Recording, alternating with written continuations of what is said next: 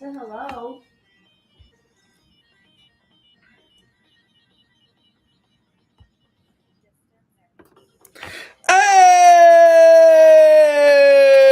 Music is Hey! very soft in comparison to you.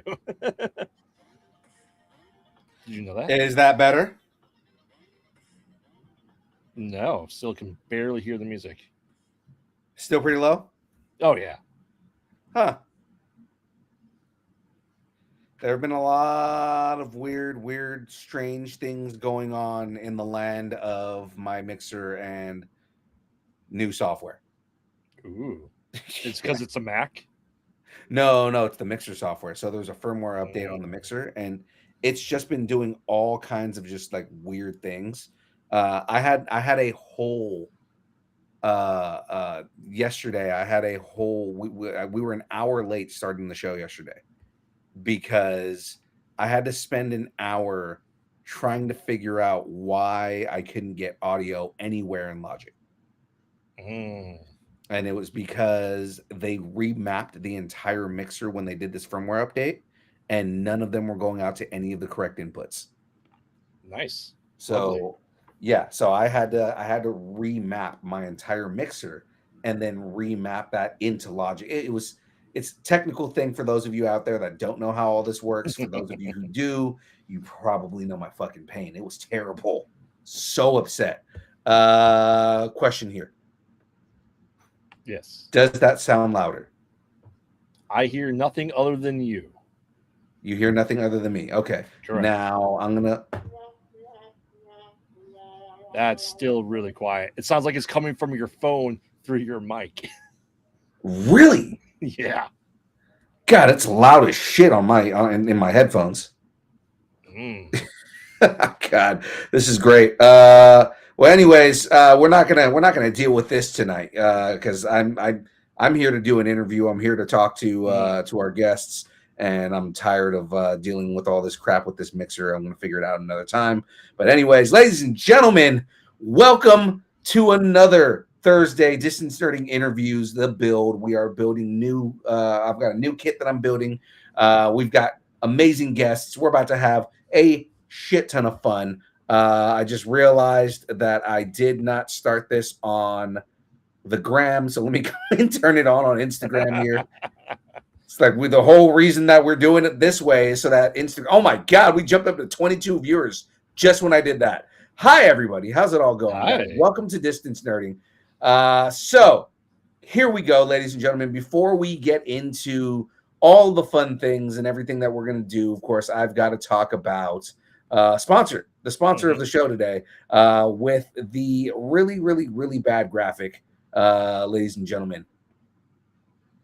We're brought to you by Debbie. Oh, nerd.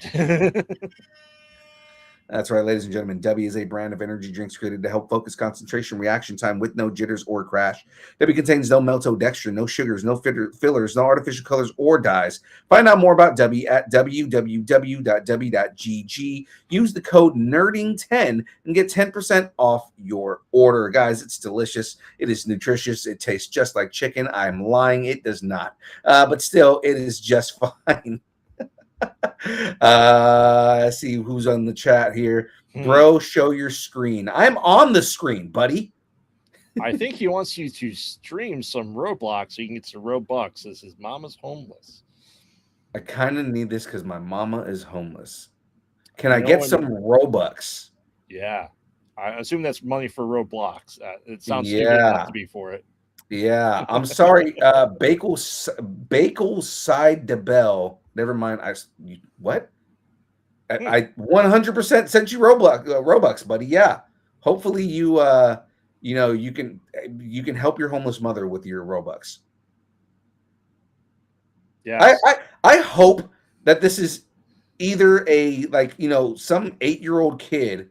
I'm a good boy. Some 8-year-old kid trying to be a troll, or if it's a 40-year-old man trying to be a troll. No. It's not me typing it, I swear. It's creepy. You're being creepy if you're like our age and doing that. Anyways, ladies and gentlemen, welcome. So let's jump right into this with my soundboard that obviously does not work.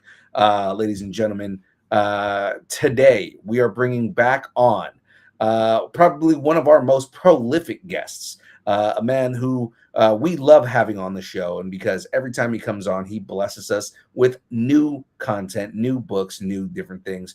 Oh, wait, what does... Oh, my God. I wish I could kick this guy out. Everybody's putting in the chat. That's weirdo shit.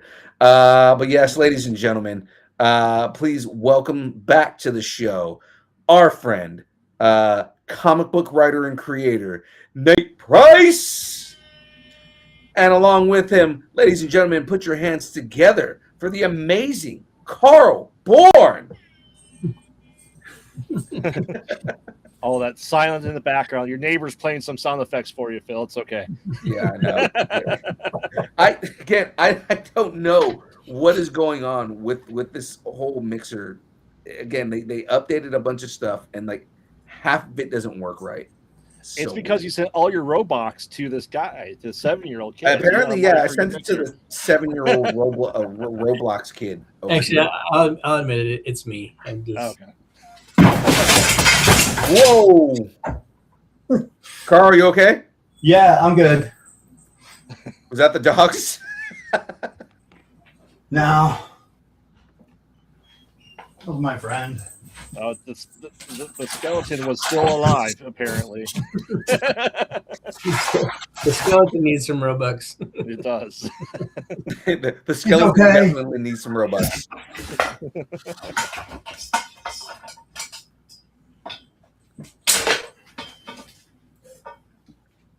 Well, guys, welcome back. Carl, welcome to the show. Nate, welcome back, man. It's great to have you guys back.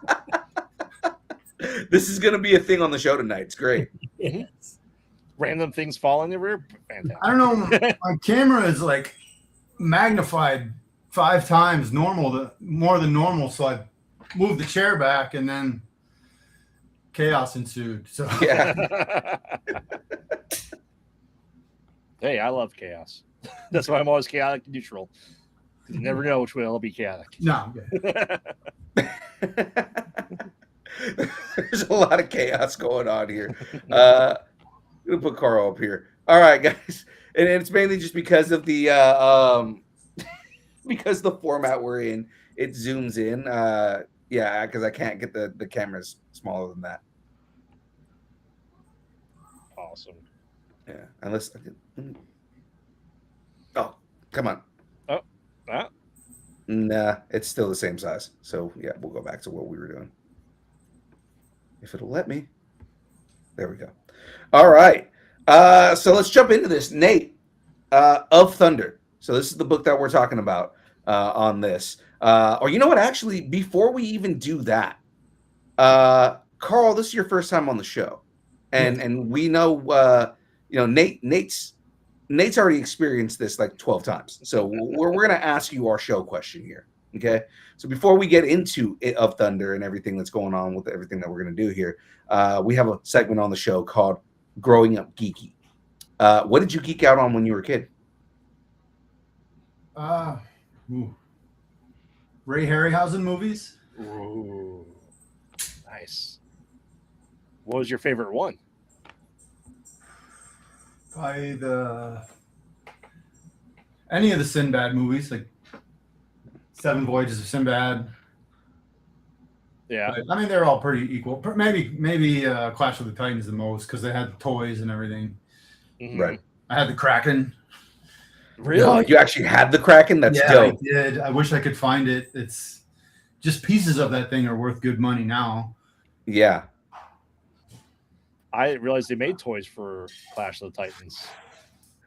So I didn't know they had a Kraken toy. I know they had Theseus. I know they had the skeletons like in a play set that a lot of people would get. I didn't realize they had the actual Kraken, which I feel like that would be an amazing toy.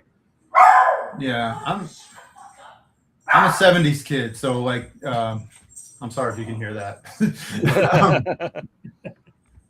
Yeah, so I mean, I saw all 3 Star Wars movies in the theater. The first one came out when I was 5, so some at 5, 8, and 12. So I mean, it's just that's how it came up. Yeah. Yeah, I mean, stop motion is a great thing. Harryhausen obviously perfected it, I think, and I've been noticing we're seeing it a lot, not a lot more, but we're seeing it more in movies nowadays. There's been some horror movies like a couple of years ago that were dealing with stop motion. Like Phil Tippett worked on Mad God for like 25, 30 years. Yeah, yeah. And you know, anything Phil Tippett works on is fucking fucking magic. Yeah. Oh yeah. Here's an old toy for you if you can see this. You see it? I see Looking up. it. Oh yeah. Battlestar Galactica. Hell yeah. Oh, nice. Battlestar Beers and Babes. I thought it was Battlestar Beats and Bears. Battlestar Beats and Bears also works. Awesome. Well, Carl, if a movie was made about your life, who would play you, and what would the genre be?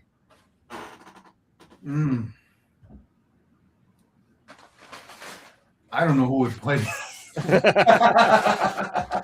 But it would definitely have to be an action comedy. Nice. Action comedy works 100%. With a lot of stop motion, I hope. Sure, why not? I mean, yeah, you could. You could illustrate my dreams, my drawings come to life as stop motion. That would be awesome. Ooh, I like that. Imagine that. I think that would be a really cool concept for a movie in general. Is when you're doing like the life of an artist, that like a lot of the stop motion and things that are in there are based on that artist's particular art. Mm-hmm.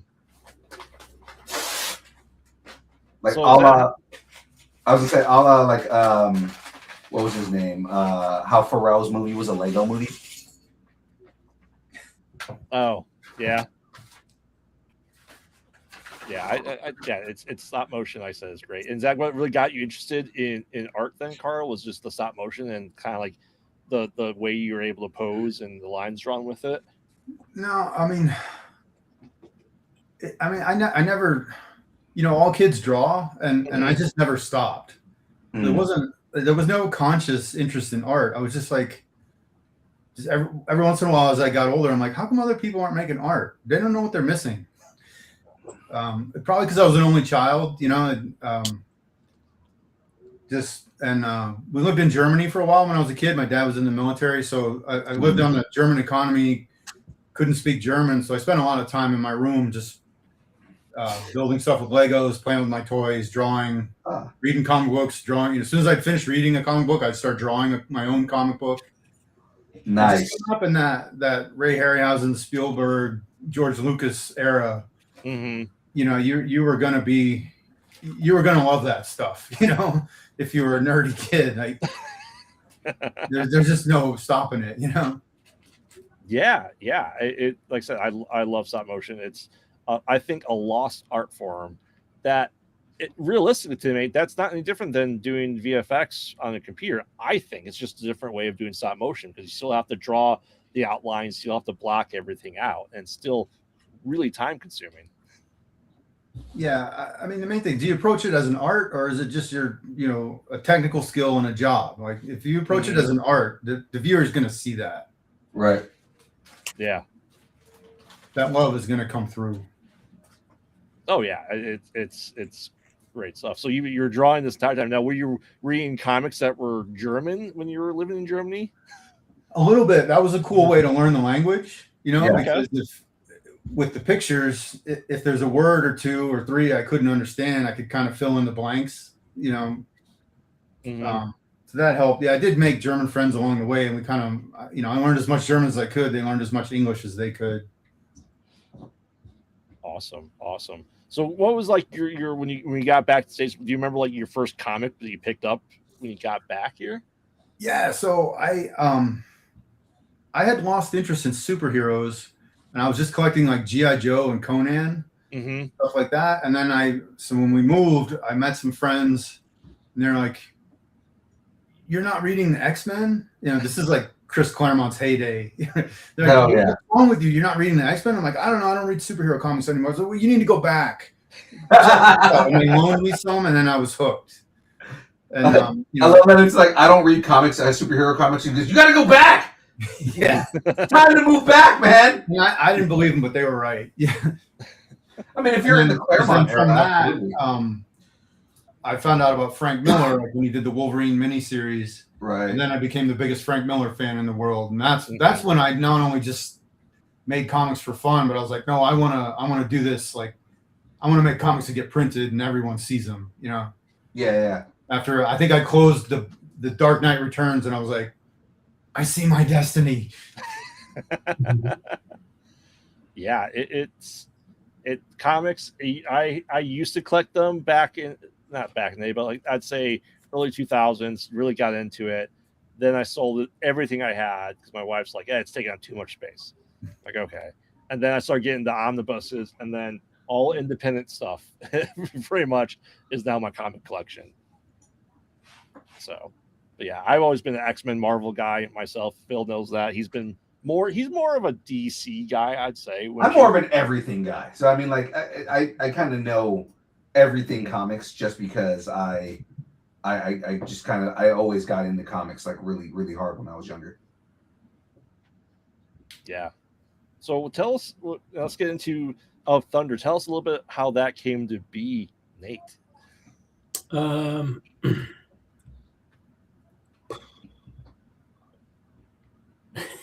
I don't want to be too long-winded. All good. I have a cousin in Hawaii, and I had kind of pictured this as a Native American thing initially, but like, what if a young girl found Thor's hammer? Mm-hmm. And the whole lore of being worthy to pick up the hammer is created by Marvel, yet it's rooted deeper in the Sword and the Stone. So, yeah, she's able to pick up the Mjolnir, and I mean, imagine being 8 years old and having this weapon that is immensely powerful. And in our story, we start off, there's a tragedy that happens, and she goes into the wilderness with some family to get some kind of special leaves on the island of Kauai. Mm-hmm. They find the hammer, and then just like all hell breaks loose. And I wanted to blend the Norse mythology with the Hawaiian mythology, which I feel like I'm going to get some flack for at some point, but they're both seafaring people. They're both fierce warriors. And the story is really about her growing up. And, people, as the story goes on, we've got 2 issues done. And if we want to see if there's a response, but if there's more, it's, the governments are trying to manipulate her. There'll be some awesome battles.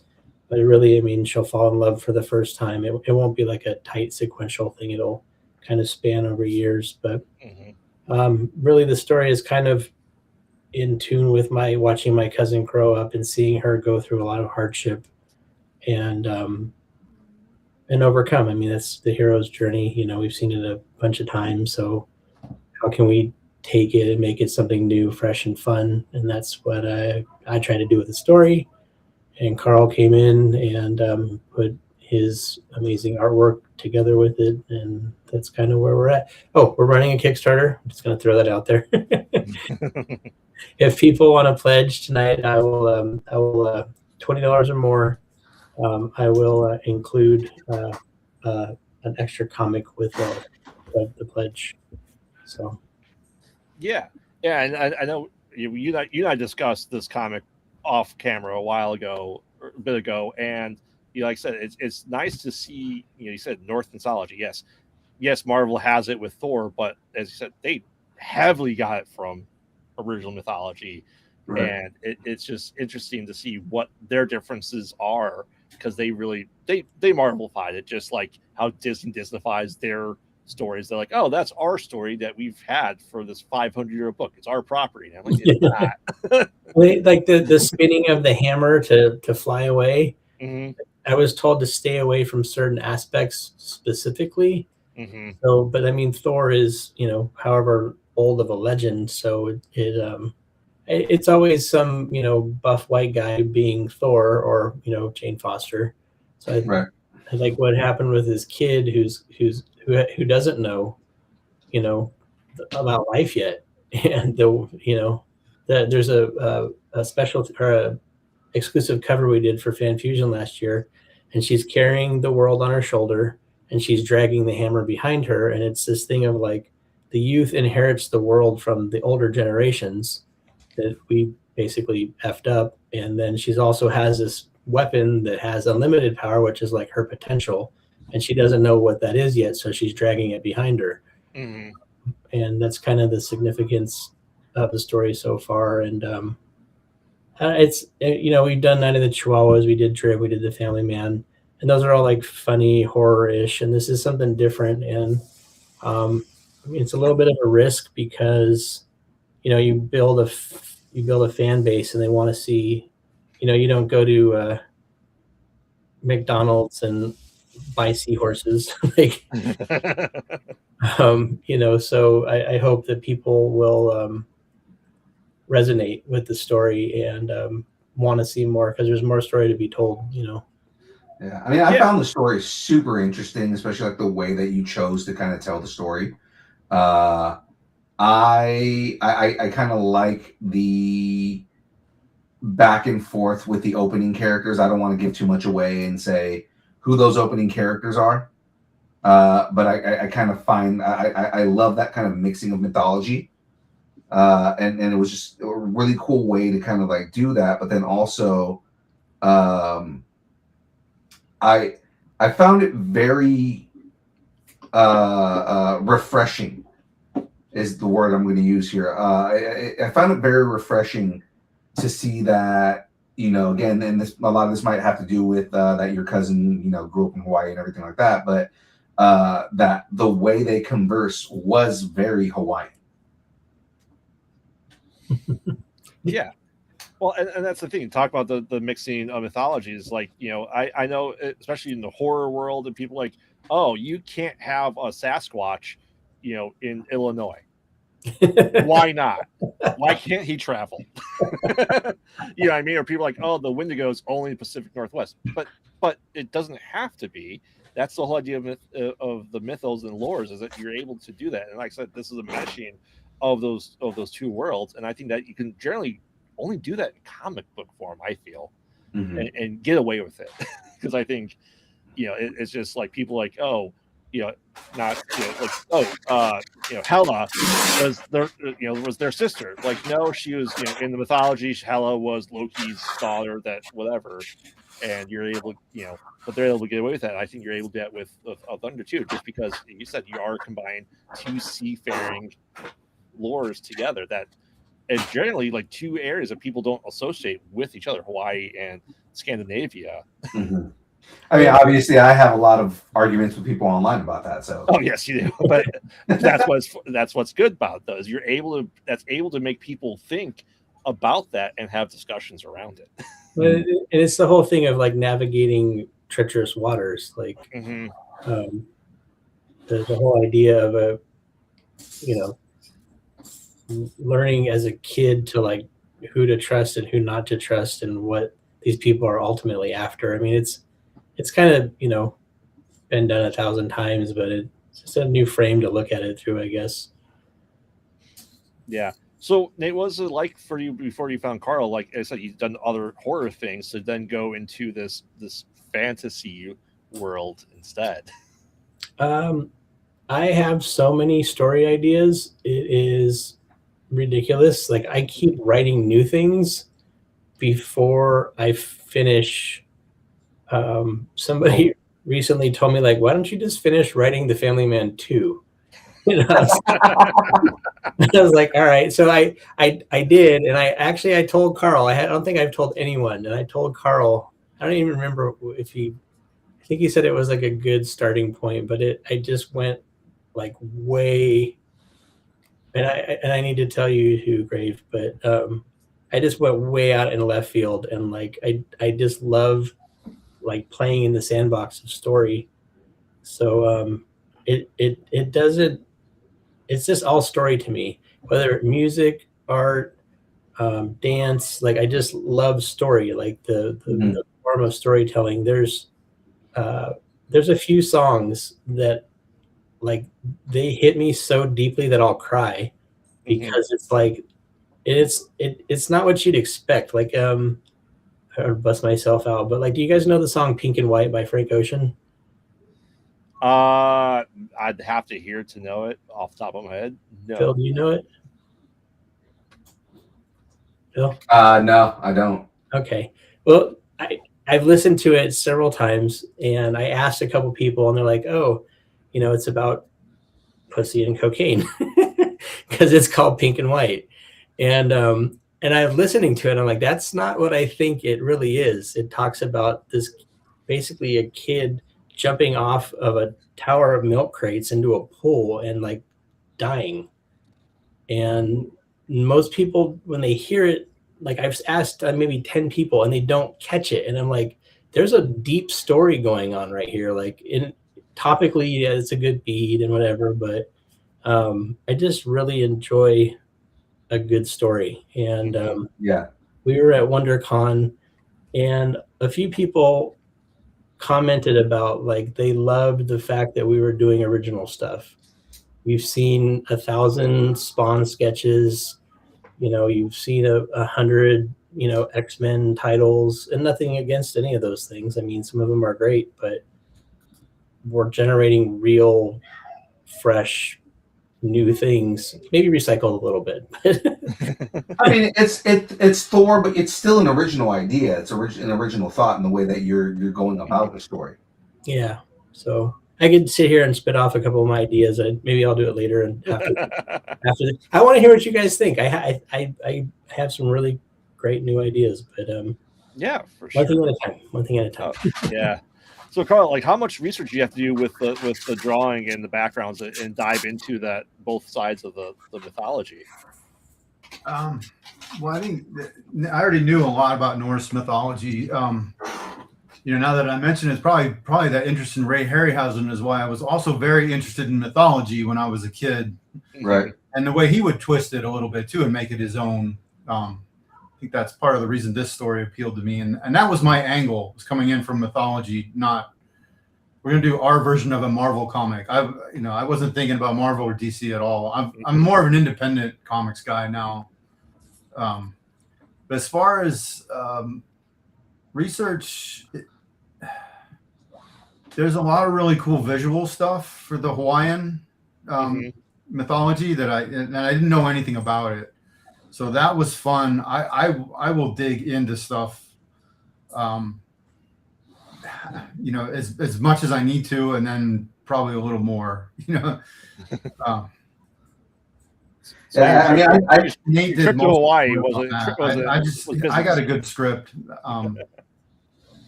Yeah.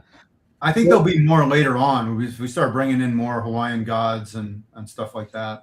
Can you show any of Carl's art on this format that we're in right now, or I can if there's anything specific you want me to put up. Yeah, I did just I don't know, just a page or something. Carl's artwork is phenomenal. It's like it actually is. I want to ask him about like the level of realism that he has going on, because there is a lot of really good realism in the artwork in this, and it was definitely something that caught my eye. And I mean, like, it different from Max's cover, but at the same time, like, just the artwork is a lot of times with me with comics. If there's good art in the book, it will catch my eye, and I will gravitate towards that. I'm looking specifically for one of the Hammer pictures because that Hammer was such a cool design. Yeah, here's a good one here. Yeah, let me Carl, get I imagine you had to go to Hawaii to research all the background. I have been to Hawaii, specifically Kauai, where it's at. So that helped. That was very helpful. Yeah, and now I'm looking for an excuse to draw sharks and who knows what else. Like, I'm just see what comes up next. Mm-hmm. So again, like kind of just zooming in right here. I don't know if you guys can see the zoom. Yeah. Yeah. So like the concept of the way that the hammer is done, there's like, you have kind of that Norse touch to it, but it's very Hawaiian. Yeah, I had a great time researching ancient Hawaiian weapons with all the shark teeth and all the ornate designs and everything. That I was like, I can't let this go. We've got to incorporate this into the story somehow. Right. Right. So I came up with the idea where the Thor's hammer is, when she first picks it up, it's hit by lightning and it's transformed into something that's basically half Norse, half Hawaiian. I like that though. I like that idea that it looks, when Thor has it, it looks Norse because he's Norse, right? Well, and the Hawaiian gods are in on this too. It isn't just, Yeah. Odin is not colonizing here. Right. I forget. Her name is Namaka, the primary Hawaiian goddess of the ocean and water, known as the elder sister and rival of Pele, the goddess of fire. And I was going to ask if that was Pele. So now I know it's Mamaka. So there's the hammer right here when it's Thor's. Right, when it first lands, and then the kids all try and pick it up, and nobody can pick up the hammer.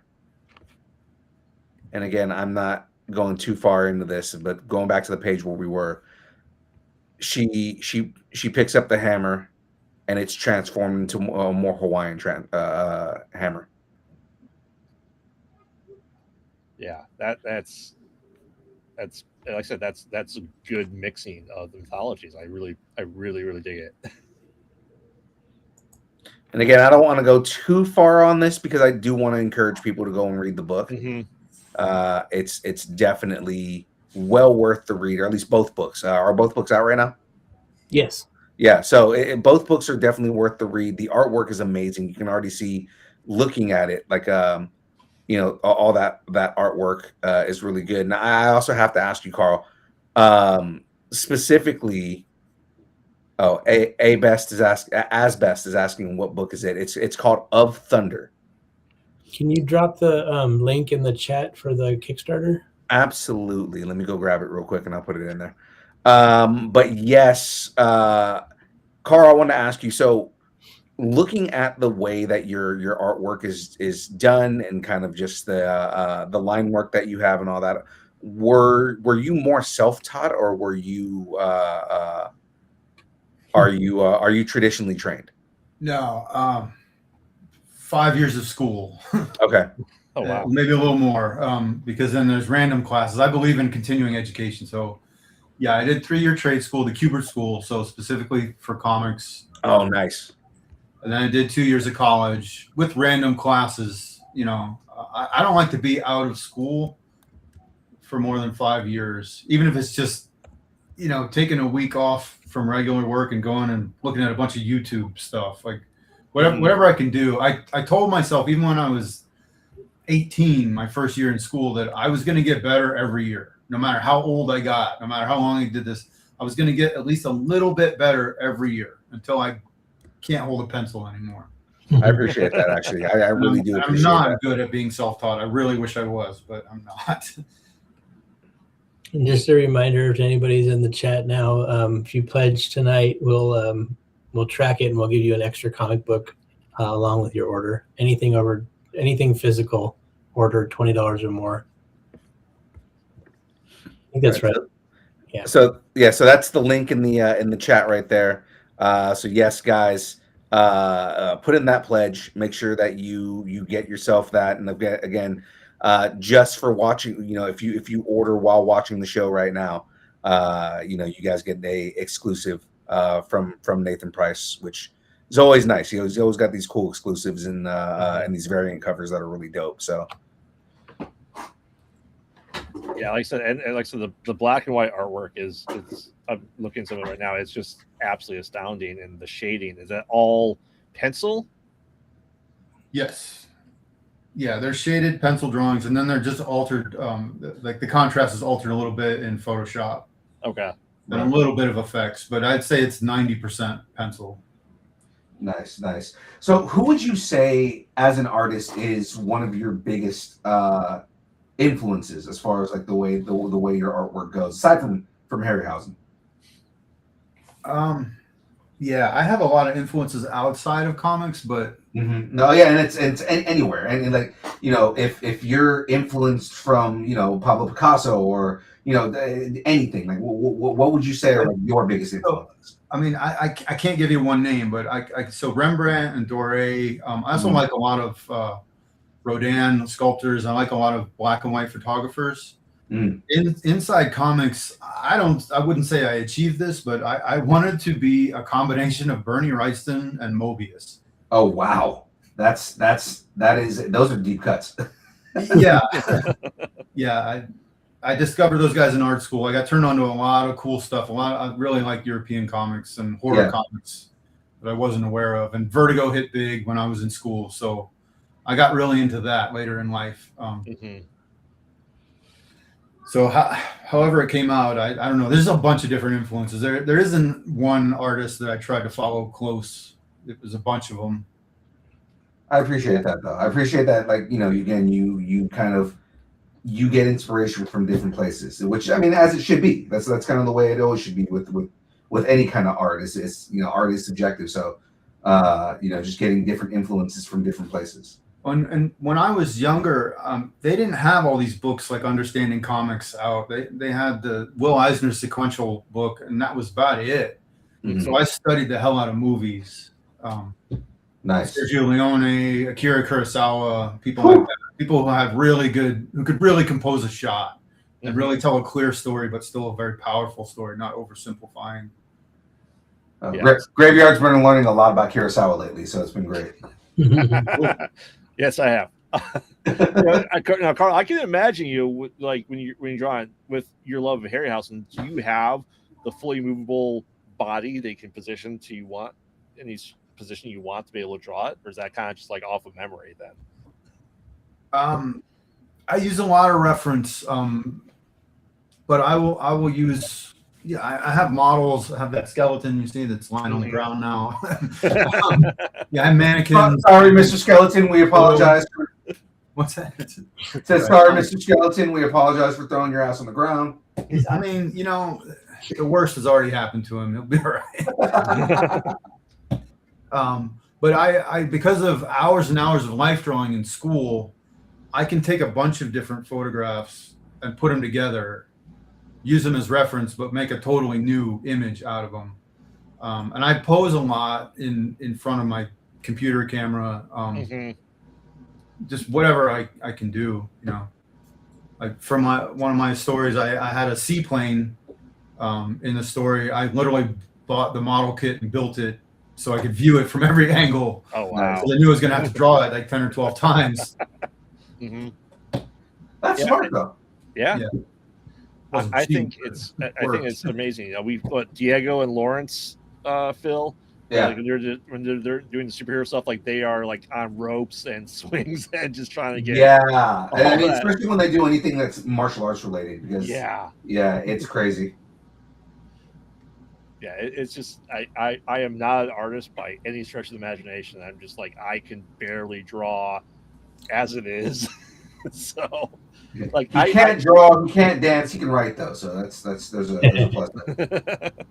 But yeah, like I like the only time I really drew, I remember like 7th or 8th grade for art class, we had to do a cell for a comic book or a movie, and I don't remember, it was probably like 1995, and there's this big fold out page of Venom and Spider-Man in battle.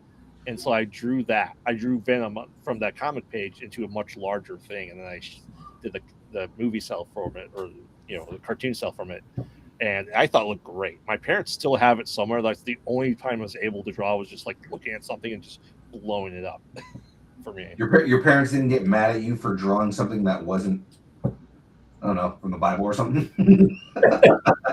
I think Venom is less scary than things in the Bible. You haven't read from the book. You haven't read from the book of First Peter Parker. First Peter Parker, I like it. Yes, and his Sinister Six. Oh man. First Peter Parker, Sinister Six. No, Don't say he. Stay away from Cletus Cassidy. I mean, I think everyone should stay away from Cletus Cassidy, especially Woody Harrelson. Oh God, yes. Yeah. Right actor, wrong script. Yeah. It's like I said, I'm always blown away by artists and what they're able to do. And I always like, do you ever do the thing about like doing behind the scenes of like setting up cameras in your office as you're posing and all this stuff just to do something funny to have like behind the scenes shots? You know what I've thought of is maybe sharing my photo booth pictures, all the goofy pictures of me, like holding a broom like it's a sword or whatever. That would be hilarious. I want to see that. Do that at some point. that should be like one of the oh God, what is it on Kickstarter? One of the overflow or when you go over your pledges. Oh.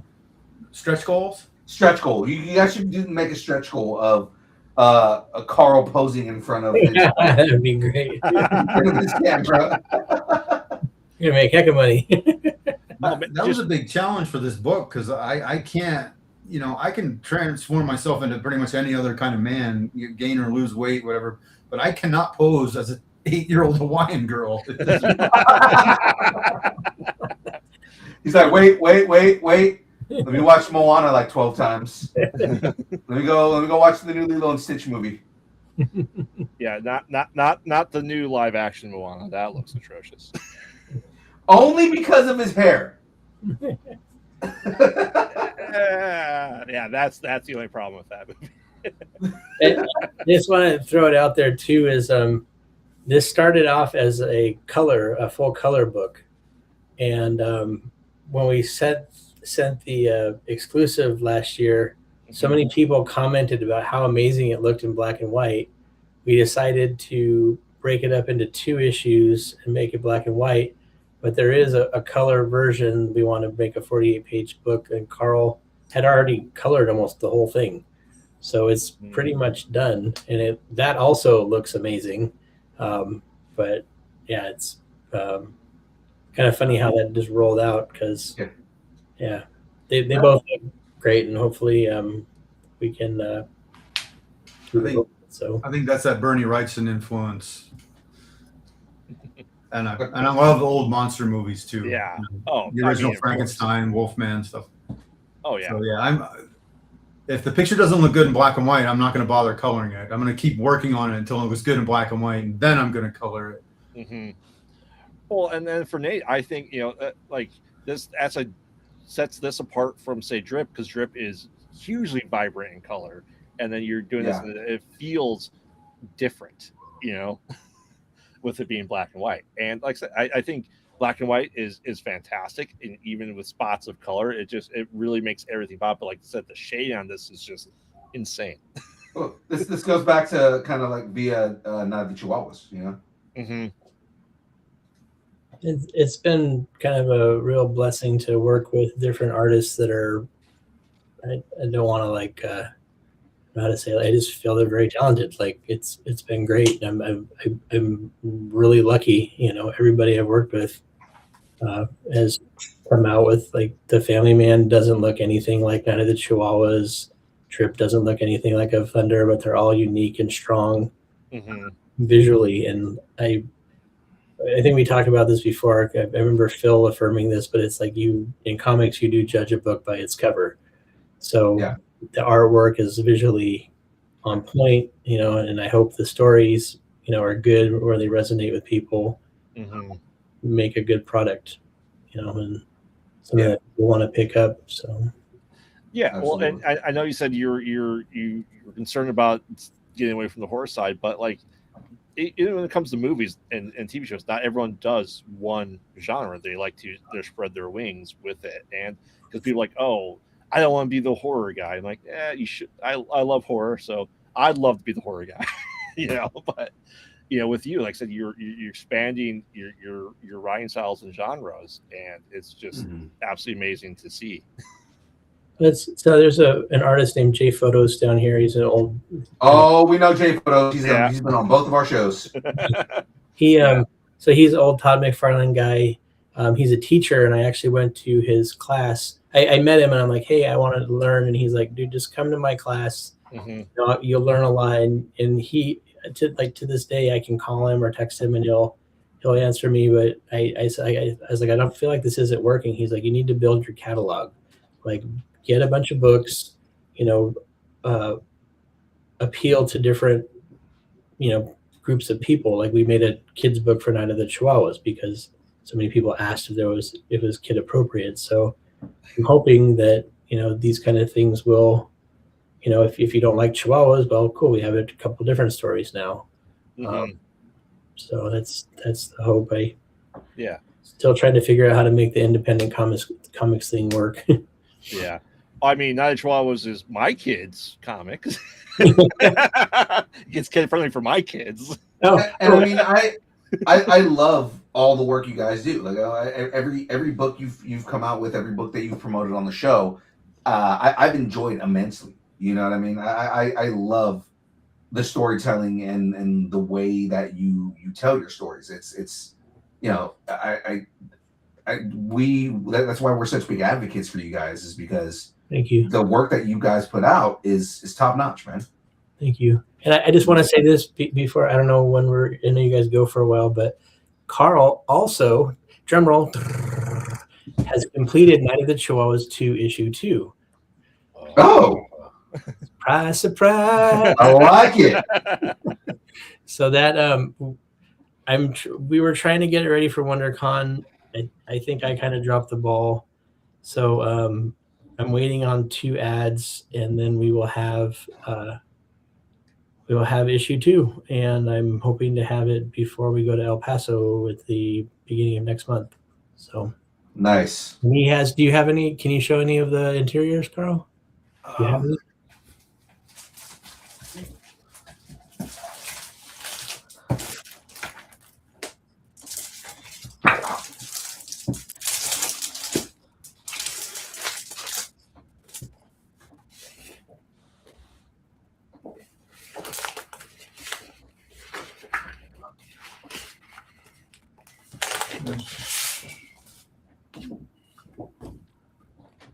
Oh, you're gonna glare on the screen. Oh, hold on. I'm gonna full screen you here. Yeah. Oh wow. Oh yeah, dude, that looks so good. Dude, look at the Chihuahuas. Look how buff they are. So what you're saying is I need to let them bite me so I can get buff. Got it. That's exactly how it works. Okay.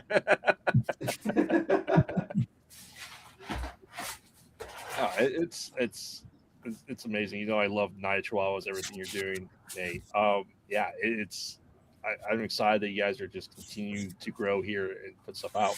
Now, of Thunder, you said you have your 2 issues right now. Is it planned like also a mini series like of 5, like Night of Chihuahuas series 1 was? I'm not quite sure. I was challenged to do basically one shots or like write a story that is complete in itself, and the last panel will lead to something else. So that was the Family Man and of Thunder. Oh, there you go. You got a bazooka. Got some bazooka action. I just love an exploding cop car. I can't help it. I was gonna say, look at the work on that car, man. Like that cop car, like the way that it looks is very very anatomically accurate. It looks so good. The idea is hopefully that we don't want to just work pointlessly, like if nobody's digging it. But I mean, we reached our goal. Hopefully we can go over, and if we can generate enough money to keep, Carl at the desk, then I can keep the story going on, and I have the next steps. The next story opens up. I'll just say that it's a Hawaiian poem, which I'm working I've started it. And it's been much harder than I thought to like actually work with a real Hawaiian. Some of them are very protective of their culture. No, they are. And it's With like reason. I have no disrespect. My cousin, she kind of validates me in a way. It's my dad's best friend's daughter, so he's like my godfather. So that's why we call her cousin. But Yeah. Yeah, it's she's in a battle, but it's a Hawaiian poem. So the poem is in Hawaiian. I'm writing the poem. I want someone to work with me on it and then translate it.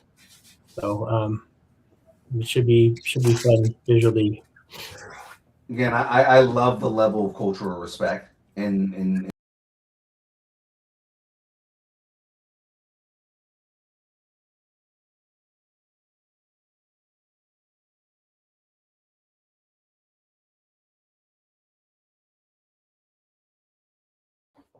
Oh,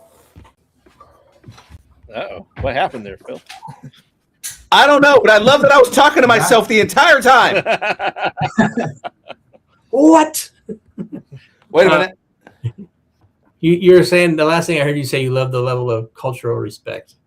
Right. I was saying I love the level of cultural respect that you have in the way that you write the story and the way that you treat everything, the way sorry, I'm just fixing that. It just, there's almost like no lost movement in the way that you do it, and I have a immense level of respect for the way that you write the story. Well, the thing is I mean, at this point it's very topical, right? Mm-hmm. I've been made some suggestions about certain things, but I haven't really cemented or solidified anything down.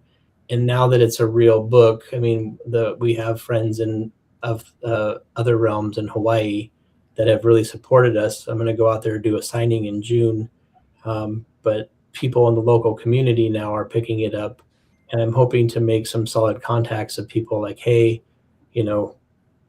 with all due respect, like, please take a look at this and like, let's have a real conversation, because there's a lot of room to play. I'm not like, as a storyteller, I'm not like locked into anything. Like it has to be this way. Mm-hmm. I know that if somebody says, hey, like, let's make her a checker at Walmart. Like I'm not, I don't know if that's where I want the story to go, but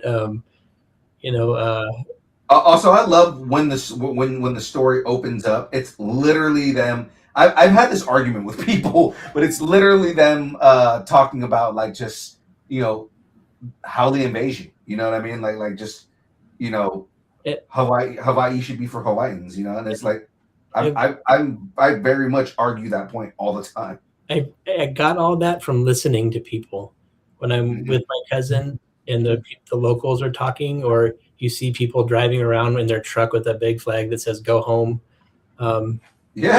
That's very much a conversation that I just paid attention to, because it's like I hear them. I hear what they're saying. I'm not like some big advocate, like one way or the other. I'm gonna. I hear what they're saying, and it's like we met a Hawaiian security guard at WonderCon, and he was really cool. His name's Kaleo, and he told me his name, and I forget everything, but I happen to remember when we were walking back in, and I asked him, like, are you from the islands? And he said, yeah, I'm from Oahu. So we gave him some books, and I told him about it. He's like, I really like this because it's talking about the dark side. Everybody knows resorts and this and that, but there's much more to Hawaii. So I hope to, if anybody's watching and you're Hawaiian, I hope to like link up and explore this whole thing further. Like I said, a lot of room to play. Yeah. The last time we were in Hawaii, we there was a beach that my brother-in-law was telling me, like, yeah, no, you're not allowed to go to this beach. You have to be a resident in order to go there. And I was like, oh, okay. How many of those people that are allowed to go to that beach are Native Hawaiian? Yeah. Right. And like that I really got kind of amped up about that, because I was like, so basically these people, this essentially invasive species moves in and says, hey, you're native to this country. It's a state for us now because we took it, and and you're not allowed to come to this beach, even though this is, your island. Yeah. Invasive species. I like that. I might include that in the story. That's okay. You really think about that, right? Like non-natives to Hawaii are an invasive species. Like Kauai's overrun with chickens. That's another invasive species. Yeah, it is. No more pigs. There's a chicken next to the hammer. That detail though on that chicken, holy crap! No, I know. I'm telling you, man. Every time I see anytime I see any more of your artwork, so when I'm looking up the artwork for the book, and then I'm looking for pictures of the two of you guys to use for the promo, and I'm just going through Rat Race Comics and just looking at all the artwork, and I'm just like, God, this is good. Everybody follow Carl. That's your job for tonight. Oh yes, yeah. Ladies and gentlemen, I need everybody who watches this episode, whether it's live or you're watching the rerun of it, you're watching the reshow, go to Instagram and follow, what is it, rat.race.comics? Yes. Yeah. Follow. Now. Do it. Or if you go to my website, there's a link to it as well, There you go. which is just ratracecomics.com. And I'll just throw this up here. I don't know. I can't see how many people are in the chat, but if anybody buys a piece of original artwork tonight of Carl's, it's an $88 tier. I'll throw in this black and white and gold foil drip limited cover. Oh, that looks dope. That includes the hosts. Well, you already know he's gonna buy right now. It's like the first thing he does every time you're on the shows. He buys whatever you guys have out. And you see to build a pipeline to your guys' house, so when a new comic comes out, it just like rolls up into your kitchen. It's like a toast. It's like toast. It's like ding. Hey, Nate's coming on the show. All right, get ready to buy it all. Well, I told Nate like that when he sent me drip, like my oldest took it. Yeah, because she really wants to make a comic. Wow. So Well, here's a chance to get another copy of it. And sell some of Carl's artwork. It is kind of cool. I just like a little side note. So Drip 2 is coming out in May, and I was going to go and do a promo video of painting a gigantic mural that said Drip, and this guy who's like, I don't know, to you guys. Like I did graffiti. This guy trained the people that I looked up to. He started in '83. His name is Pingo. And yeah. He was trying to he's from San Francisco, but he's down here now. And he was trying to help me out. And this guy's like, I want $1,000. And I was like, oh my God. But it's all like turf, like it's people's territory. yeah. So I didn't know Pengo moved out of the city, man. you know him? I know the name, and I remember seeing the when I say tag, I don't mean like tag, but I mean like the art tag, like the Yeah. yeah. I remember seeing him around the city. I just saw him like a couple hours ago, and we're doing this whole thing now because I can't afford $1,000. So I'm getting graffiti artists I know to tag Drip RIP, like rest in peace or rest in paint or rest in power.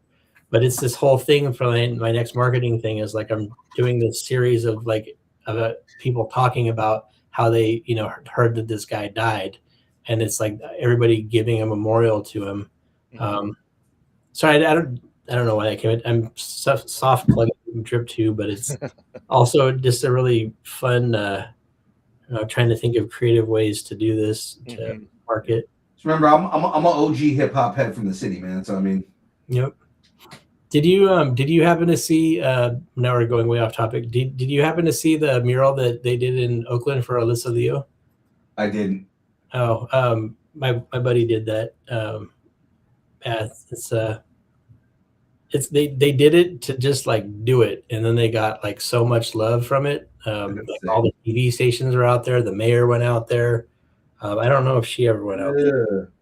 That's dope. It's just crazy that graffiti is like this huge thing now. Mm-hmm. And back in the late 80s and early 90s, we had to run from the cops. So Yeah, true. Now you get paid. Yeah. Everything that's once a crime is eventually becomes legal. Yes. Like marijuana. Not in my state. My backwards ass state. All right, so Phil, I believe you have getting some wrap up questions here that we know the answer from Nate, but we have to ask Carl. That's right. So we've got some wrap up questions here. I don't know if you want to warn. I don't know. I'm pretty sure you didn't warn them, right, Nate? No, I didn't. Okay, cool. So like, what? You can ask me questions now? I was going to leave real quick. Oh, my camera cut out. So, Carl, I'm going to ask you the hardest question you've ever been asked in your life. Are you ready for this? Try. All right. The question that I have for you: what is your favorite kind of taco? Fish tacos. All right. I can go with that. I I can live take in that. Arizona. That's not. How is that a hard question? That's the point of asking the question. It's like, no, it's not really a hard question, but it's I used to work with explosives, and some guy right after he did something I told him not to do, he asked me this question for real. He said, "Is this supposed to be ticking?" I found the source of the ticking. It's a pipe bomb. All right, man. What's some advice that you might have for someone trying to get into maybe somebody wants to be an artist or they want to get into the industry? What's some advice you might give somebody? Some quick advice that you wish you had. Man, I'm gonna sound like a smart ass, but the best advice is always don't. I'm gonna tell you right now, you're not the first person to say that. Yeah. I mean, Pretty common thing. When I got into art school, that was basically the interview process. Was they just told you like 10 times, don't do this, and if you still said, I want to do this, they're like, okay, you're gonna do it. Which is so the real answer is perseverance. You're not gonna make it. Like no, you're not gonna make it until years of trials and tribulations and hard study and hard work. It seems like it's the best job in the world, right? Like I just sit and draw, but it's pressure. Like you just got to really want it. No one does this by accident. No one falls into this kind of work. Right. That's correct. We didn't come up with a fight. So what do we? Actually, it's baked in. Kalani or Thor? Yeah. Who wins in a fight? How old is Thor? Let's make it an even playing field, okay? They're both children. They're both 8. Whatever Thor's equivalent to being 8 years old to like 10,000 years old, and Kalani's 8. So who wins in a fight? Even playing field. I think Kalani's tragedy would give her the upper hand. She's definitely smarter. And I think Thor would have a lot of trouble hitting a woman or a girl, especially a girl. Yeah. Thor is a meathead, so I mean, yeah, he's not. He's a meathead, but he's also very good. Like he's a very good person. Like he is. So I don't think he could bring himself to win that fight. he would submit, just tap out before he even starts. I like it. Well, Father, I told you no, so I'm not going to fight a girl. So what's next for you guys? I know we're pushing the Kickstarter. Actually, I'm going to repost it again in the chat. But what's next on the docket for everything you guys got going on? And anything, obviously we want to talk about Of Thunder, but if there's any other projects you guys are working on that you want to talk about, please feel free. Now's the time to do it. Go ahead, Carl. I've got a lot of other stuff, which you can find on my website. If you like the mythology angle and you like Ray Harryhausen, I've got another book called Travelers of Forgotten Myths. It's already out. I got a publisher, so it's available. There's a link on my website, and I also work on my own book called White Wolf, which is kind of like a psychedelic retelling of Don Quixote. If the main character thought he was a reincarnated Aztec warrior instead of a knight. Oh. Okay. Think Don Quixote meets Fear and Loathing in Las Vegas. There's a lot of psychedelic drugs involved and just a lot of misadventures. I would call it kind of like a dark fantasy, but it's also a dark comedy. So I've got issue 2 of that done. I did a Kickstarter for issue 1. I've got issue 2 done. I'll be launching that Kickstarter soon. I'm working on drawing issue 3 right now. Don Quixote as an Aztec. That's an interesting concept. So like in in his time, knights were the people you fantasize about being the heroes. Yeah.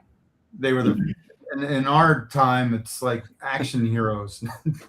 Okay. And I live in Arizona, so half the city here is Mexican American, so there's a lot of Aztec culture here if you know how to look for it. Right. I had a lot of fun digging into that, and then it's sort of mixed with like Spanish Catholic traditions too. So visually, I play off that a lot. Okay, nice. What is your pitch for Travelers of Forgotten World? I like this pitch. So that's kind of, I wanted that to be like my Wizard of Oz or Alice in Wonderland type story. So there's a little kid in the 80s that loves to read about dinosaurs and Greek myths and stuff like that, and you end up going through this fever dream with him when he gets malaria, and he sort of combines the world around him in Africa with the books he likes to read. So there's like zebra centaurs and dinosaurs. What? That sounds so cool. It's everything this kid in the 80s loves to read about. That sounds so dope. Yeah. Does he have a robot sidekick?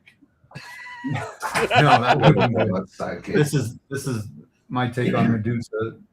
Okay. I like it. That's from the book. Ooh. I don't have a copy of it handy. I haven't unpacked properly from WonderCon. Awesome. Once again, the artwork is absolutely amazing. I am 100% going to say again, guys, support Carl Bourne, support Nate Price, pick up the books, pick up any of Carl's artwork on the side. I'm flabbergasted at how much I enjoy your art. Is that also from it? From the book as well. Nice.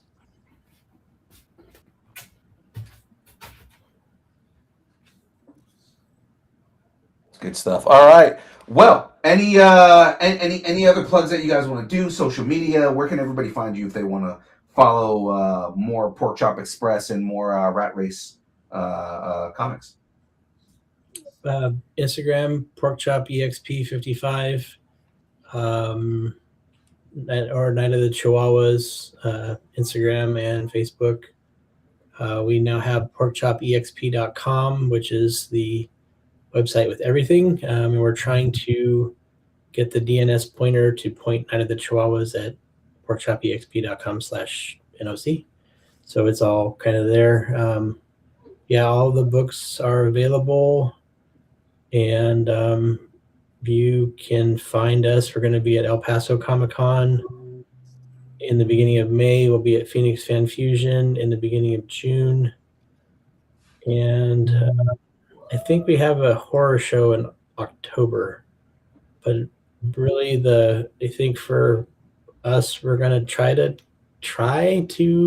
take the foot off the gas and slow down a little bit, because it's been really busy for a while, and we're all kind of burnt out.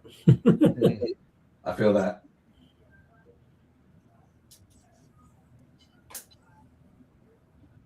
Any social media plugs you want to throw out there, Carl, at all? Oh, yeah. So the easiest thing is ratracecomics.com. Just all one word, Rat Race Comics. And then if you want, the Instagram is rat_race_comics. But there is also a link in the website. There's a link to the Instagram as well. And I think there's at least 3 books. I haven't talked about all of them, but yeah, just please go to the website. I'm terrible at promoting myself. So go to the website. And if you yell at me on Instagram to post more often, I probably will. I'll appreciate that the poking and prodding. It'd probably do me good. There you go. We might have to start doing that for you and just be like, hey, post more often. Post your shit. Let's go. All right. Well, guys, we appreciate you coming on, hanging out with us for a little bit and talking about the book. Again, ladies and gentlemen, the book is Of Thunder. The Kickstarter is currently in the chat right now. And if you are so inclined to go and pick up the book right now and you make a pledge on Kickstarter, Nate's got a prize for you guys. He's got that foil art. And it's for original art, and then get a kind of the base model if you pledge for $20 or more. There you go. Well, again, thanks, guys. We highly appreciate you coming on and talking about it. Now we're gonna jump into these brackets if you guys are wanting to hang out and do this. But if you guys got to get going, we understand. We're not going to take offense to it. All right, I'm gonna check out Kid Dinner with the Fam. Thank you guys so much for having us on. Thank you, Nate and Carl. Really appreciate it. All right. Same here. Thank you so much. Absolutely, guys. Thank you for giving us your time. You guys have a great rest of your night. All right, you too. You too. Thanks. All right.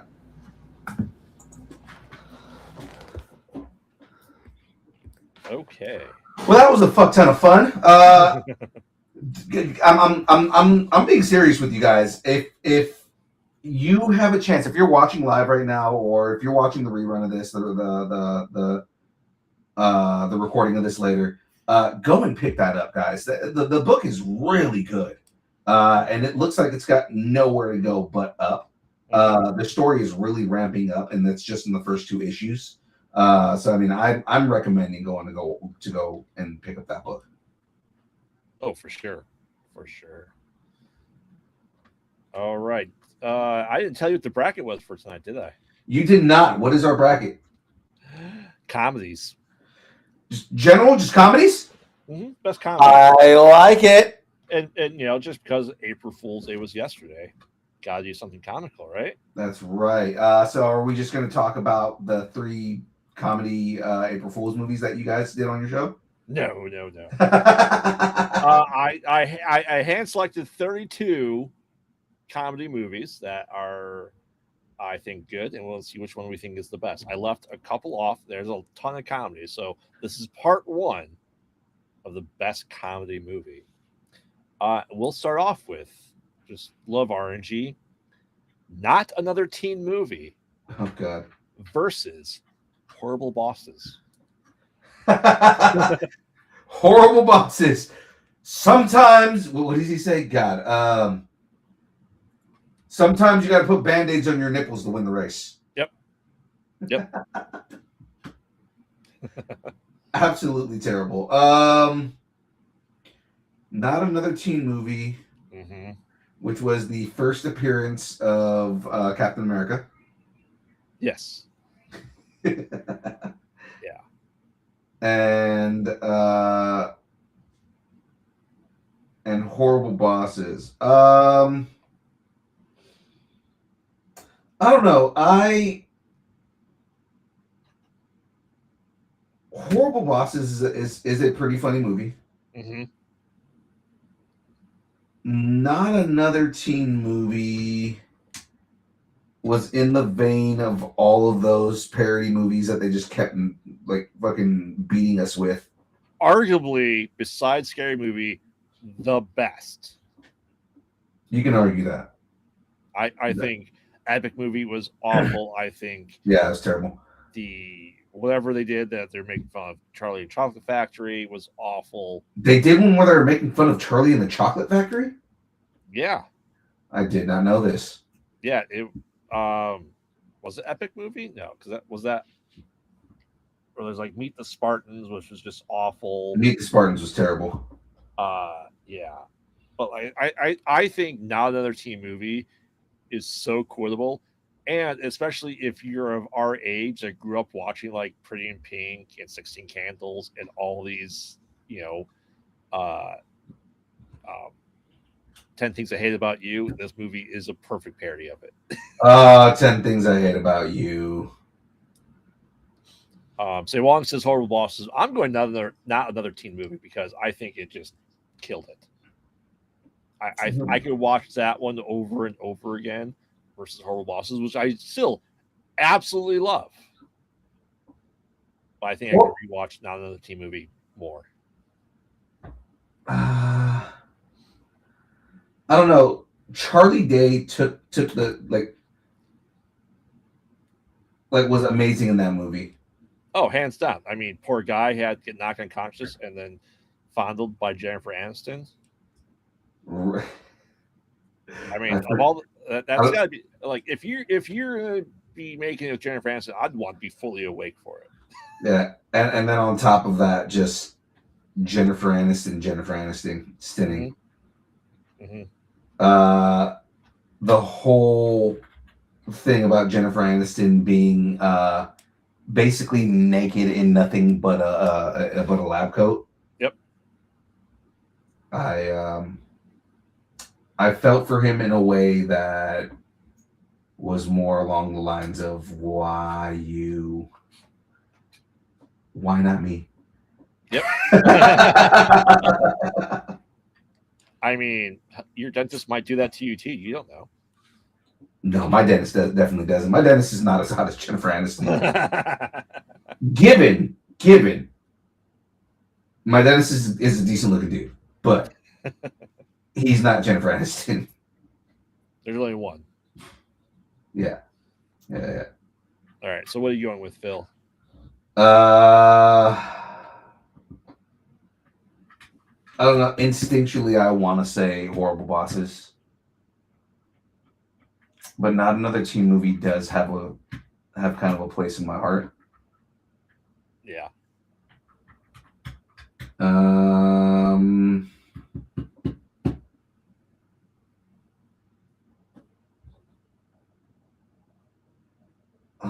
Damn it. Why is this so hard? I'm gonna go with. I guess I'm gonna go with Not Another Teen Movie. Fair. Like I said, it's just everything is like I said. It's spot perfect. Like I said, I think seeing Chris Evans play the Heath Ledger version, but also Chris Evans playing the dude from Blue Mountain State. Yeah. With the whipped cream. Yes. Who wore it better, Chris Evans or Ali Lawler? Oh, Chris Evans for sure. Awesome. Well, we'll just say Wong in the chat voting for it for Horrible Bosses. Not Another Teen Movie is moving forward.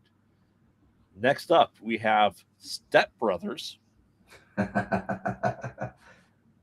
versus Road Trip. All right, so nothing against Road Trip because I do love that movie.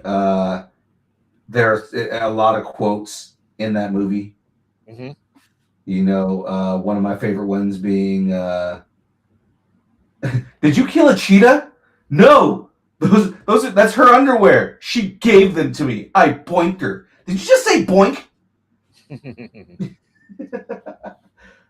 Again, I a lot of quotes, a lot of good quotes in that movie, right? But not as many quotes as Step Brothers. Step Brothers is probably one of the most quotable movies ever.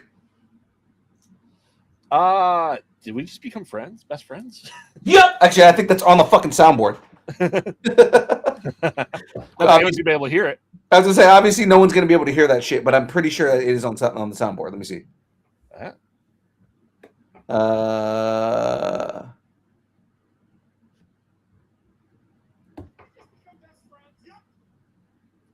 Barely heard it. Your neighbor's playing that. Well, I'll say Wong saying Road Trip. Ooh. Bakel Citable, who is the guy that's been talking about weird shit all night. He says ooh woo. So Yay. ooh woo. Oh, please don't. Please don't. That being said, like I said, Road Trip is great. I haven't watched it. It's definitely You've never seen Road Trip? No, I haven't watched it in a very long time. I was gonna say you've never seen Road Trip. Like, oh, dude, you have to watch that movie. I personally think I rewatch Euro Trip more. Euro Trip is also a great fucking movie. Yeah, it is. What does he say in Euro Trip? No, mi scusi. Scusi. Scusi. Ah, mi scusi. Yeah. Oh, my wife and I say that all the time to each other. You have to, right? And then you're just like randomly naked. Mm-hmm. Yeah, it's called marriage. That being all said, Step Brothers, I think. Oh yeah, it's hands down. I don't think there's any argument in this. Step Brothers is the better movie. Yeah. Is it the best? Why are you all sweaty? Just watching Cops. Mm-hmm. Where are you going? I'm gonna go put my balls on your drum set. So fun fact on movie sets that I'm on. A guy, and we were in June, we were in Connecticut. Mm-hmm. A guy was in the bathroom for like an hour, and he came out all sweaty. And the joke is he's watching Cops. He's watching Cops. Every single time. So when we filmed in January last, he went into the bathroom just to get ready for the shoot, and I started playing the Cops theme song. What you want? What you want? What you want to do? Yeah. So that's now our on-set joke. Is anyone that takes too long in the bathroom, they're just watching Cops. They're just watching Cops. Yep. So that being said, Step Brothers is moving forward. I happen to know Cops doesn't start till 7. Exactly. But I should tell everyone what is on this list, though. I forgot to do that. On this list, we have Idiocracy. Oh, yes. The Hangover, National Lampoon's Vacation, Okay. Meet the Parents, Caddyshack, White Chicks, Robin Hood Men in Tights. Oh, yes. Galaxy Quest. Yes. We're the Millers. Okay. 40-Year-Old Virgin, Bridesmaids. So fun fact, 40-Year-Old Virgin is Jackie's current night show. Really? Yep. That is what she's watching right now when she goes to sleep. Nice. American Pie, Harold and Kumar Go to the White Castle, Scary Movie, Porky's, This Is the End, Ted, Role Models, Game Night, Dodgeball, Earth Girls Are Easy, Happy Gilmore, the original Naked Gun, Dude, Where's My Car, Mallrats, Superbad, Wedding Crashers, and Airplane. Nice. Superbad was her last 9/9 movie. Yeah, it's I tried not to stack Ryan Reynolds heavy on this. We'll have a Ryan Reynolds comedy part at some point. Yeah, because Ryan Reynolds will just win everything if we put too many of his movies on there. Correct. And he knows I didn't put the Star Wars related thing on here either. Spaceballs. Oh, Spaceballs.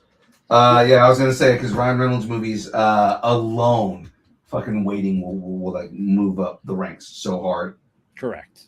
Fucking love that movie. We when I was in college, we actually used to Batwing. So yeah. All right. So next up is Airplane versus Wedding Crashers. Oh, okay, that's a hard one. Wedding Crashers is another movie that is absolutely quotable. Now, does it hold up? Not that much, but I mean, at the same time, it is still a funny movie. Airplane is one of those movies that shouldn't have worked and worked extremely well.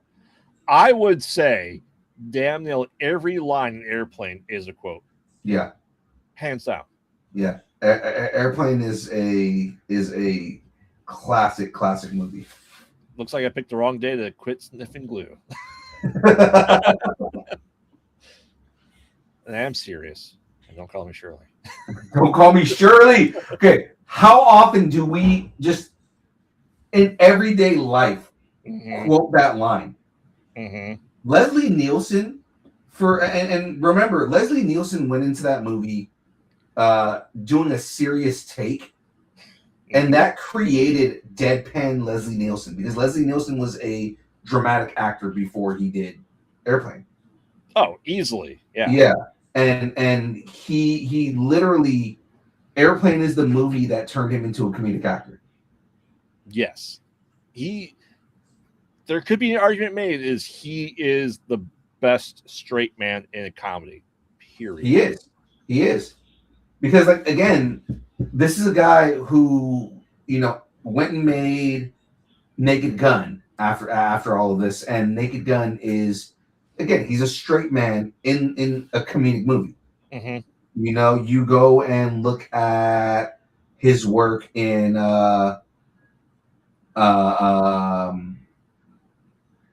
so it was Naked Gun. What are there's another franchise he did around that time.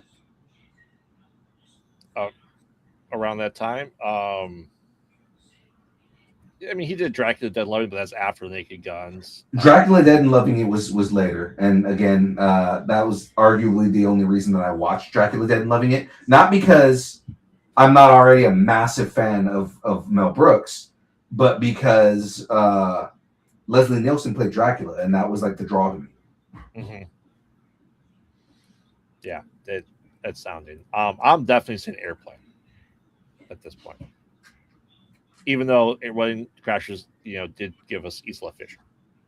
It did give us Isla Fisher, which again, love that. She's stage 5 cleaner. Yeah. I got a stage 5 cleaner. It's amazing how comedies from a certain era hit differently. Absolutely. But what are you going with, Phil?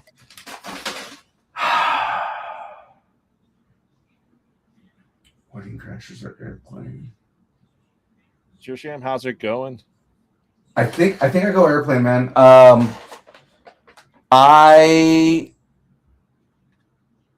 My dude, what up? Oh shit, Sir Ashram, you know who that is, right? Yeah, you know who that is. This fucker.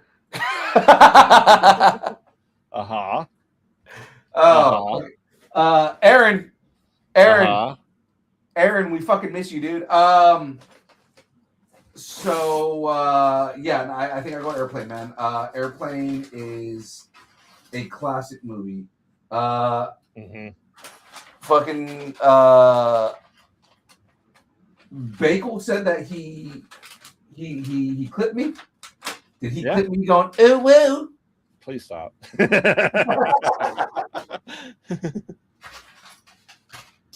I'm sure that's exactly what he clipped me doing. Yeah. Yeah, 4s. Miss you, man. But yeah, it's all right, stewardess. I speak jive. I think we go Airplane. I think Airplane ultimately is kind of like the only clear answer on this one. Yes, it is moving forward. Okay. Without a doubt. All right. Like I said, these are all difficult ones. I picked good comedies. Next up, we have Superbad versus Mallrats. We'll appreciate it, Forrest, for tuning in. You are really making me think between my favorite fucking director and, again, another of one of the most quotable movies ever. Yeah. I'd say this is going to be an easy bracket. You know what kind of foods are shaped like dicks? The best kind. You shouldn't be pushing your dick away. We should be guiding your dick. But Mallrats, come on. God, Mallrats gave us the reason that Mallrats gave us the reason that Stan Lee wanted to become an actor. Mm-hmm. Mallrats. God, Mallrats gave us so much. Mallrats gave us fucking Holden and Banksy as characters. Yep. Um, It gave us what you should never accept a chocolate pretzel from anyone. would you like a chocolate pretzel? Would you like a chocolate covered pretzel? Yes, it gave us Yondu. Come on. It okay. I forgot that he was in that. It also gives us Dante's cousin. Yep. Mm-hmm. That was the first movie where they decided we're gonna give O'Halloran different roles in every movie, but he's gonna play a cousin to Dante in each of these movies. Yes, he was that's number 3 in the dating show. Yeah. No, 2. 1 or 2. Yeah, 'cause 3 was Jason Lee. That's right. That's right. Yeah, it and Mallrats was a sequel prequel. Mm-hmm. So Because we got to remember, the View Askew stuff. Kevin knew early on that he was gonna have everything live in the same universe. So. mm-hmm.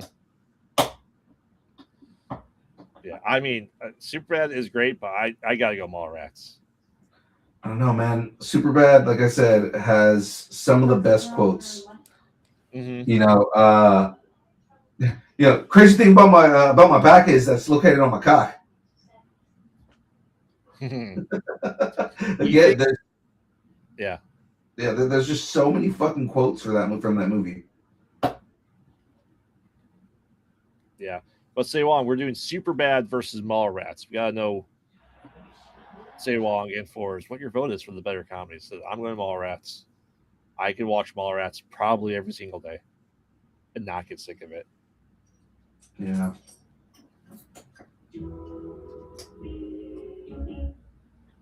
Someone's watching Tubi. That would be Jack. It's like I know that sound for some reason. Because you have movies on that platform. That too. You think I watch my own stuff on Tubi? No, I have legit copies.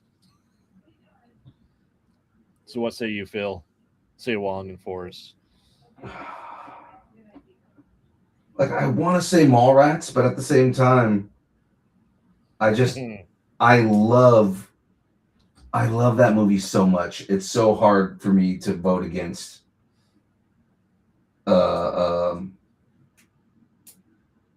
Superbad, because Superbad's just, again, another movie that's ridiculously quotable. And Forrest says Superbad's going to take it marginally. Did he say marginally? He did. He did. James Navarro's in the chat. Yeah, he likes his rats in the mall. That's right. I'm looking back. Say Wong saying Airplane was Kareem Abdul-Jabbar's first speaking role. It's correct.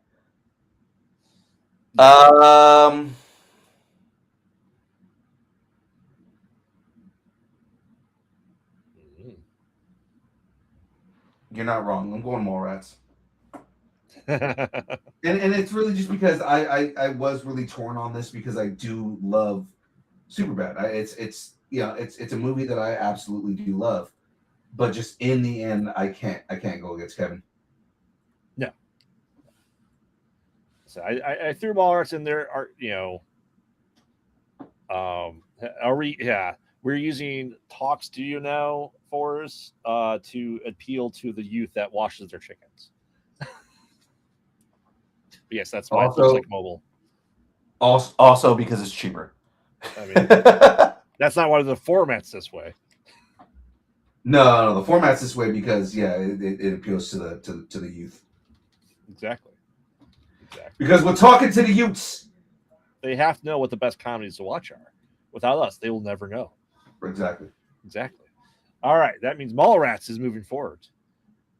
Next up, we have the OG Naked Gun versus Dude, Where's My Car? You know what I just realized? I haven't been looking on the gram. Oh, nobody's been answering in the gram anyways. Okay. What do we vote for here? Dude, Where's My Car versus The Naked Gun. Oh man. Okay, so OG slapstick Mm-hmm. versus Stupid people. I was gonna say, I guess that would also count as slapstick, but it's not as good as Naked Gun. Dude, Where's My Car is a pretty classic comedy, Mm-hmm. and were it up against anything else, I think probably would win. But because it's Naked Gun, Mm-hmm. And because Frank Drebin is one of the best fucking comedic characters to ever be created, Yes. I think I need to go with Naked Gun. Yeah, I'm definitely, like I said, going Naked Gun, which is amazing that it went from a failed TV show to one of the best comedy trilogies of all time. Which I have not seen the new one still. I kick myself for not watching it yet. I've heard nothing but good things about it. I think it was going to be damn near impossible to replace Leslie Nielsen. Oh yeah, absolutely. But I hear the writing is like spot on. It's very like in the vein of the original movies. It is. I do not care for Pam Anderson in that, though, unfortunately. I think Liam Neeson did a fantastic job. And like my whole thing is I knew Liam Neeson would be good for that role specifically because of his character in Lego Movie. Yeah. Good Cop, Bad Cop played up that role really well. Mm-hmm. And I felt like, yeah, that was like a good that was a good version of that character, and Leslie Nielsen was a good pick to play Frank Drebin Jr. Yeah. So you're going Naked Gun, though? I'm going Naked Gun. Yeah. All right. Naked Gun is moving forward. Next up, we have Happy Gilmore. Yes. Versus Earth Girls Are Easy. All right. Earth Girls Are Easy, again, is a classic movie. Mm-hmm. And I might hurt your feelings here, but I'm going Happy Gilmore. You're going against the Goldblum? I'm going against the Goldblum. And I was just about to mention that, yes, it was a breakout role for Jeff Goldblum, along with The Fly, obviously. But I mean, like, it was a breakout role for Jeff Goldblum. It was, a classic comedy, and it's a movie that I like. But yeah. Are you saying The Price is Wrong, bitch? The Price is Wrong, bitch. Happy Gilmore is one of those movies that I can watch over and over and over and over again. And only the first one. I didn't hate the second one, but I didn't like it as much as I liked the first one. Mm-hmm. The second one did go kind of like a little bit more heavy on the slapstick. Yeah. Oh yeah. And again, there was nothing wrong with that. Like they found a really nice balance in the way that they did it. It did feel like a movie that, had they done that movie 20 years ago, would have made more sense. And then the ending just gets a little weird, but for the most part, the rest of the movie fits in line with the Happy Gilmore. Mm-hmm. And again, I didn't dislike Happy Gilmore 2. I just didn't like it as much as I liked the first one. Oh, the first one is damn quotable as well. Why don't you go to your home? Are you good for your home? Suck my white ass ball. What else? Now you shut up or I will shut you up. Hey, pieces of shit like you for breakfast. You eat pieces of shit? Gross. Yeah, I'm definitely going Happy Gilmore as well. chat is all Happy Gilmore as well. So that's. And like I said, don't get me wrong. Earth Girls Are Easy is a classic movie. It is a movie that kind of defines a generation of comedy, but it just does not take the cake in comparison to comedy movies like Happy Gilmore does. Yeah, and like I said, the great thing about Earth Girls Are Easy is, Jim Carrey wasn't as comedic. He's pretty serious in Once Bitten, but Earth Girls Are Easy give us the start of Jim Carrey, movie Jim Carrey. Yeah, what's funny is we there was another movie that we just watched, that me and Jackie just watched, that was another movie from the 80s that was with Nick Cage and Jim Carrey. I don't know what it is. Yeah, and it's about a woman goes back to the past. Oh. And has to like relive her like high school days. Oh yeah. Not top of my head, but anyway. So Happy Gilmore is moving forward. Next up is if you can dodge a wrench, you can dodge a ball. Okay, what I want to know right now is what is going up against it that is going to upset me. Game Night. Oh, Game Night with yes, Patrick Bateman Jason Bateman and Rachel McAdams. Right. Okay. Yep. And that movie was funny. Yeah. Okay. It wasn't bad. You know where I'm going with this though. But it's no dodgeball. It's not fucking dodgeball. Dodgeball is the fucking greatest. Yeah, I still own dodgeball on my UMD disc. Yeah. If you can dodge a wrench, you can dodge a ball. For my PSP. I bought dodgeball on my PSP. What's he say? Is it what does he say? Is it wrong or is it right that I drink my own piss? No, but it's septic and I like the taste.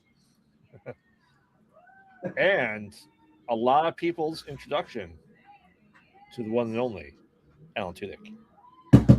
That's right. Okay, you know what's funny? The pirate. What's funny is every time that I try to talk about Alan Tudyk in a way that's not referring to like nerdy movies, because like he's in a lot of like like comic book and nerdy properties, but when I'm trying to tell people like Alan Tudyk, then they're like, oh yeah, I don't know who that is. Like Steve the Pirate from Dodgeball, and they're like, oh yeah, I know who that is. Oh yeah, Scurvy, Steve the Pirate. Yeah, and of course, fucking Chuck Norris. Fucking Chuck Norris. Yeah, it's amazing that they changed the ending to Dodgeball because people were that upset that Average Joe's lost. You know what I mean? Yeah. So yes, I go Dodgeball on this 100%. Mm-hmm. So I think Game Night is great. Yeah. Yeah. It might be one of my most favorite Jason Bateman movies.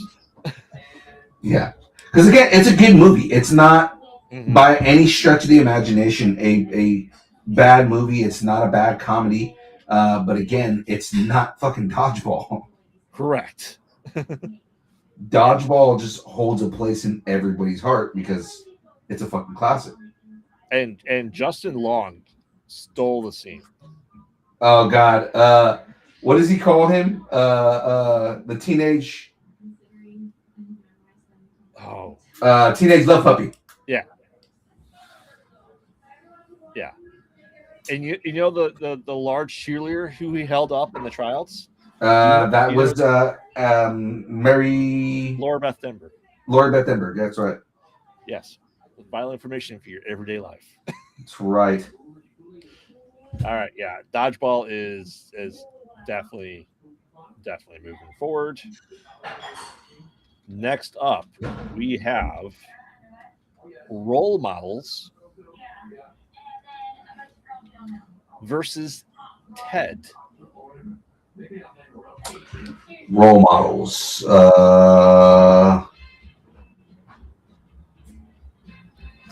Role models. Yeah. That's fucking Stifler. Mark. Yeah. Oh, that's right. Stifler was in that movie. But Mark Wahlberg wasn't Ted. Yeah, Mark Wahlberg was in Ted. Mm-hmm.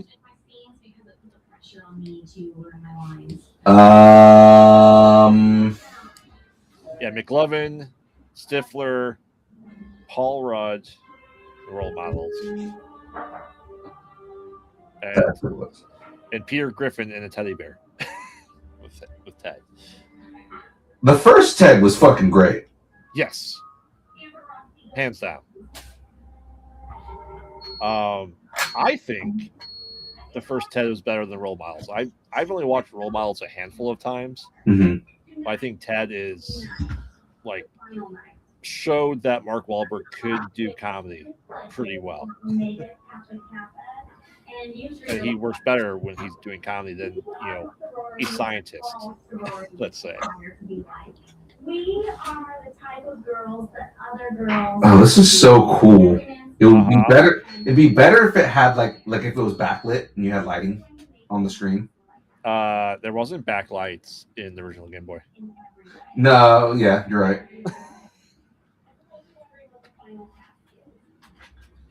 I like that. It's got like different scenes that you can put in here for the games, and then it's got the Nintendo. Mm-hmm. I'm gonna put the Nintendo one in here just because, for display purposes, that makes sense. Can you see why I want the Game Boy kit? Yes. What we saw there is they have electric little scenes like this. Yeah. That you can put in there. Really? Yeah. They're like little battery operated ones. That's pretty cool. So then I can take this. Ah, it actually goes in. That's so cool. Yeah, it does. I love it's got like the power switch on here. The buttons actually move. The dials. Yeah, the dials actually dial. Yep. I love this thing. I'm so in love with this. Too bad that this is a 1 episode build, but yeah. All right, so you're on Ted or role models? You can show off the kit. I'm going Ted. Okay. All right. Cool.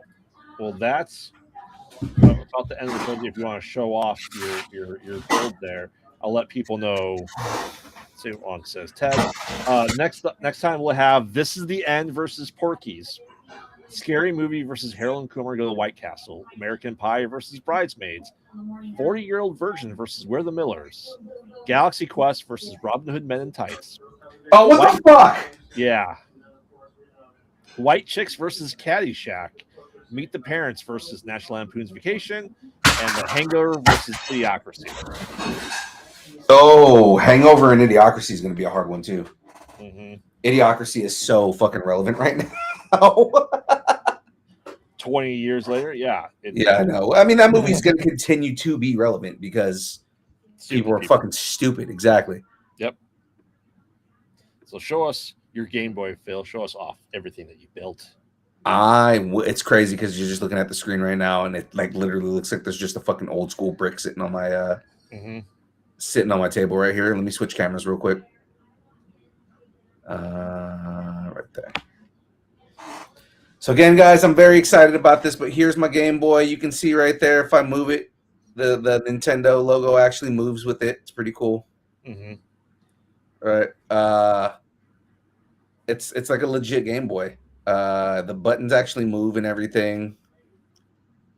And it's got like actual feedback and whatnot. It's got the headphone jack on the bottom. And on the side, it's got the link connector and everything. I know, right? This thing is so dope. So that, but not only this. So hold on, let me put my mic down real quick. So what's cool is not only do you have the Game Boy, but there's actual cartridges. I made the Super Mario World one or Super Mario Land. Yep. Right? And what's cool is you can take the cartridge, put it in the back of the Game Boy, lock it down like you would. You can also turn the Game Boy on and off, right? So that's pretty cool that you can actually take the cartridge in and out. But the other cool thing is, so there's like a little, if you take the back off right here, move this down, you can take out the plate that's in here, right? So you can see right there the Nintendo plate that moves up and down. And it's got game plates for the other games. So that is Super Mario Land. Yep. And then Legend of Zelda. I think that's the end screen, isn't it? Link's Awakening. Yeah. Yeah. Yep. Yeah. So this, I'm pretty sure I have Link's Awakening in mind. yeah. So like if I put this in here, you can just stick this in the Game Boy in the back, pop that on there, and then close it back up. And now I'm playing Super Mario Land. Mm-hmm. Of course, the backlighting is putting that thing. Oh, actually, I guess if I put the cartridge in here, then it fixes that backlighting. Yeah, it does. Yep. Yeah. So this is pretty dope. This is probably one of the cooler things that Lego has done in a while. Oh yeah. And next week I have one more bag, so I just got to finish the Zelda cartridge and the stand from the Nintendo. Sweet. So only thing on this is there's not really, like they didn't do a lot of Easter eggs on this, no, like they did with the Nintendo. Yeah, it's almost like they knew people are going to mod it. Yeah, I know, right? There's definitely what I did notice about this is when you open it up on the inside, those pieces are just sitting in there. So like you can pull those out. Yeah. You know. So yeah, it's almost like they knew that people were going to put mods in there to make it an actual Game Boy. Oh yeah. Yeah. So with that being said, ladies and gentlemen, that is it from us. Grave, tell everybody where they can find you, sir. Yes, I am Graveyard co-host of the Mostly Pilot Night Mostly podcast.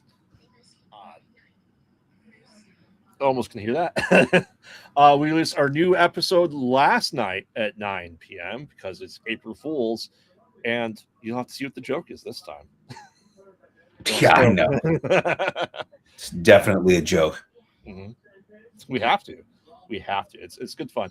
And we released that last night also because we didn't have a conversation in the void, but we have new episode. We have Ghost Hunters coming on next week on Conversation in the Void. 2 of them we met at Days of the Dead last year. Really excited talking about all their ghost hunting shenanigans, and feel free to get Conversation in the Void, check that out, and check us out all on Pod Out at Night, and new stuff coming soon. And our premiere of Night Terror is in 3 weeks.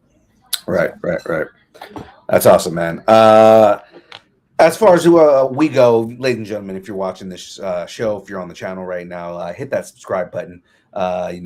Check us out. Never miss another video. We've been posting a lot of videos lately, and we do 2 lives a week, sometimes 3. Actually, tomorrow we are going to be playing some Jeopardy. It is going to be a good time. We're going to be playing Nerdy Jeopardy. You guys are all free to come and hang out with us and play some Jeopardy. Even you, weird Roblox guy. Sure. How about we just invite fours? How about fours? Fours is 100%. Yeah.